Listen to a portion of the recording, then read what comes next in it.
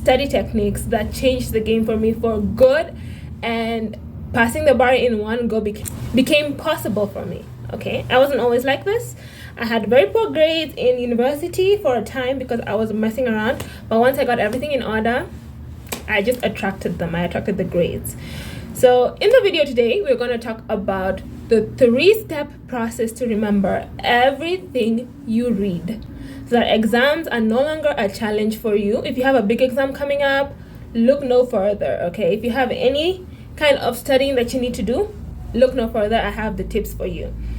And then I'll make 2 announcements in the video as well about my coaching. And then finally, in the special tip, I'm going to answer a question that somebody asked me about studying. It's going to be how to remember these small facts, those small but irrelevant facts that you have to know, especially as a lawyer, like, oh, this section of this act, you have to know them, right? So I'm going to be giving you that special tip at the end of the video, as I always do. So if you are interested, let's go. What is the first step in this remember everything you read agenda? What is the first step? The first step is mind maps, okay? And some of you are going to be like, oh no, I've heard of that before. It never worked for me. No, it works. It's just that you don't know how to use it properly, okay? I never used to know how to use mind maps properly. It's not until I went and read and learned about how to actually use mind maps that it became beneficial to me. And the secret sauce is when to use mind maps. You just don't start like studying and read and then do a mind map. No, that's not how I use mind maps. The way I use mind maps is in combination with something called active recall. Now, if you're in the study sphere, you know what this is. Active recall is just basically trying to remember what you've read without looking, right? So you try to recall what it is you already know and have learned properly. So I highly recommend this to anybody. Whatever you're reading, whatever academic work, after you've read, just ask yourself, what did I learn? What are the things that stood out? If you haven't learned anything, then you just know that you've wasted your time. And I don't like doing that. For me, it gets to be easy. I like reading and knowing that I'm absorbing the information, right? So how you use mind maps in combination with active recall is this. You study. If you're studying a page, let's say I open the book here, The Power of Habit. I read one page and we're talking about Keystone Habits, right? I read it, I take it all in, I absorb it, I am calm, at peace. Remember, we talked about this in the Feminine Study Methods video, where release resistance, release trying and forcing things. Just read and believe that you will understand what you read. So you've read it. Then, after you've read and absorbed it, you give yourself a moment and then make the mind map. I promise you, this thing is gonna change your life. You're gonna retain so much more information than if you just read like that and just hoped for the best. You're combining mind maps, which combine the left and right side of the brain, the logic and the creativity, and active recall. Boom, superfood of remembering everything you read. The second thing that we're gonna talk about, the second step of the process, is spaced repetition, okay? I will explain it to you this way, very easily. Spaced repetition just means you don't read something once. You're going to have to read it over and over again.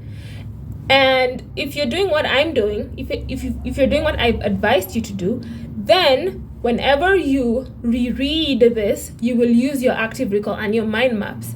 This will cement the neural pathways in your brain. That's just how it works. You remember by repetition. Anybody who tells you otherwise maybe has an eidetic memory and you shouldn't be listening to them, because that is not the rest of us.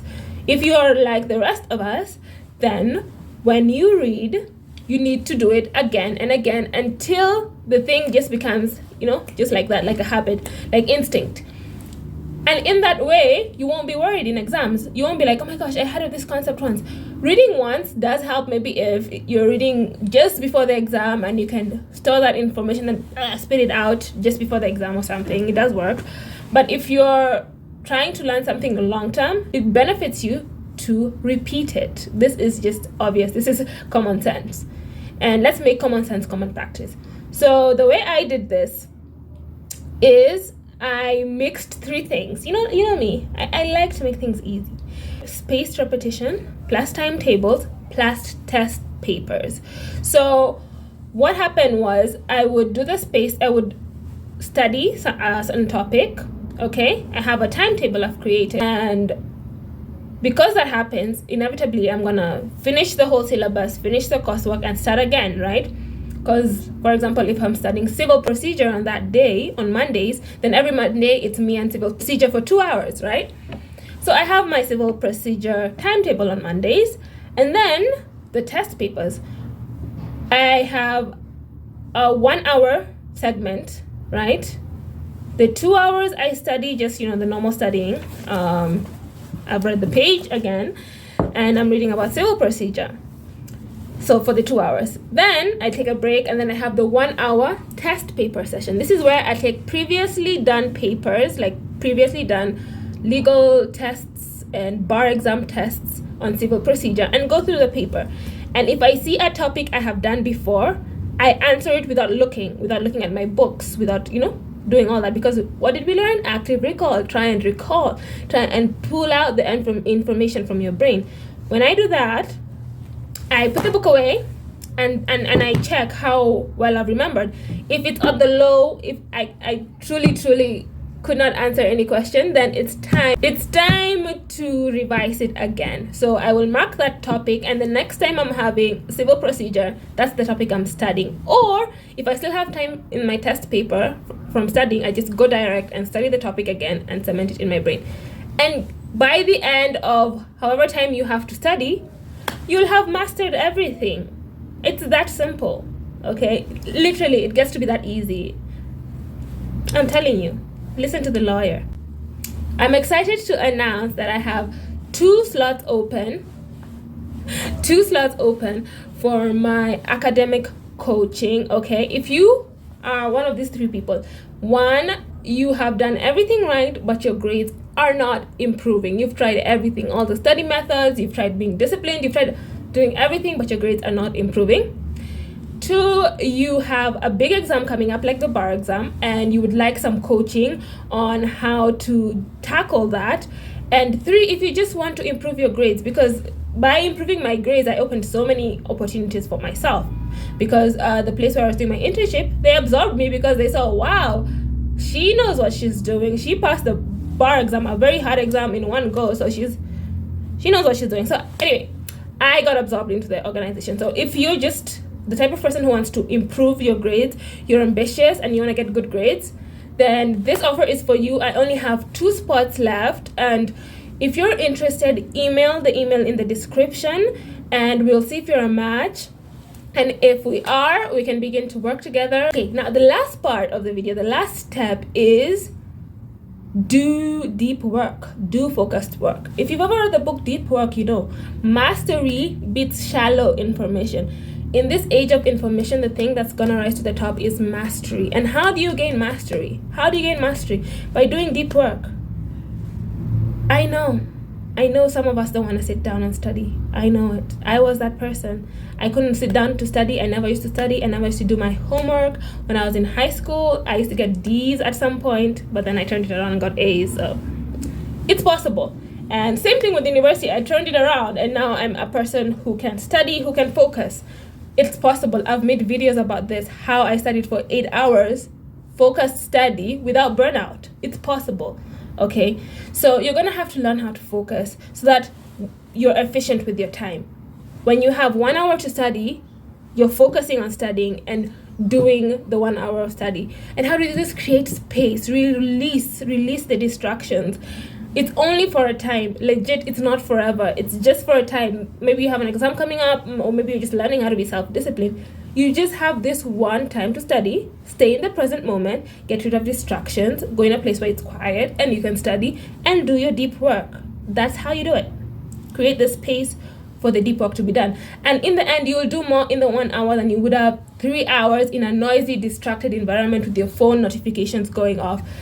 Let's make common sense, common practice, people. It gets to be easy, and this is how you make it easy, okay? By just creating the space to do the deep work. So it's easy to focus. Just release the distractions, release them. have your break time when you're studying, because students who are good in school always allocate break time, study break time first. Here's a question, and answer it in the comments first before you hear the answer from me just a few seconds later. But okay, what do you think is the most important thing to know before you start studying? What is the most important thing you should know before you start studying? Answer it in the comments before you hear the answer. Does anyone know? Okay, well, I'll tell you. I believe the most important thing is to know yourself. Yeah. The Art of War, that book, talks about before you win a war, if you know your enemy, you're half likely to win the war. If you know yourself, you're also half likely to win the war. But if you know your enemy and you know yourself, you're guaranteed to win the war. Now, knowing yourself is so important, because I can come here and tell you, you study like this, you study like that, but you're in a completely different, world. There was this TED talk by Ted Danier. You can search it up, How to Achieve Your Most Ambitious Goals. And he talks about how he cannot concentrate for more than 10 minutes at a time. And that's just him. But he worked with that. So he would just study for 10 minutes, go shoot some hoops, go play some with his friends, play some video games, come back, do another 10 minutes. And from then on, he was a straight A student. So what are we learning from this? Know yourself. Know yourself. I know myself. That's why I know what works best for me as I study. Okay? Now for the special tip. The special segment is this. Somebody asked me the other day, how do you remember the little factoids? How do you remember the small details when you're studying? And I'm a lawyer, so I had to know some of these things. For example, Article 27 of the Constitution of Kenya talks about equality and freedom from discrimination, right? Or Article 49, the rights of arrested persons. Article 50, Section 2, the rights of accused persons. How do I know these things? It's actually really funny, and I don't know why it works, but it works. I make associations. I learned this from memorizing a deck of cards, yeah? People who memorize deck of cards, they make associations. Like from diamonds, they have like a certain group of people or a certain group of things. For spades, and so on and so forth. So for me, whatever association worked, I used. So like for Article 27 for non-discrimination, I remember studying and deciding that 27-year-olds don't want to be discriminated against, especially if they're joining the workforce. So I was like, oh my gosh, that makes so much sense. And it made sense to my brain. And now I know that Article 27 of the Constitution is for non-discrimination policies. And then Article 49 of rights of arrested person, that was a major blunder for me. I was in an oral exam and they asked me the rights of accused persons, which is Article 50, Section 2. And I was like, I went on and on about rights of arrested persons, and then the examiner was like, no, I meant rights of accused people. And I was like, oh yeah, sorry. So I started writing out anything I could remember. So from then on, I couldn't forget Article 49 and Article 50, right? So it's just learning how you remember things. If you're into the association thing, I can talk more about it in my trainings and my academic coaching if you're interested in that. If not, there is an affirmation manifestation journal in the description to begin your inner work, because your beliefs are going to be a big part of this studying journey. If you believe you can't do it, you won't do it. So if you're interested in that, check out the stuff in the description. So yeah, happy 1-year anniversary to me, and I hope you guys also achieve all your dreams and goals. Bye.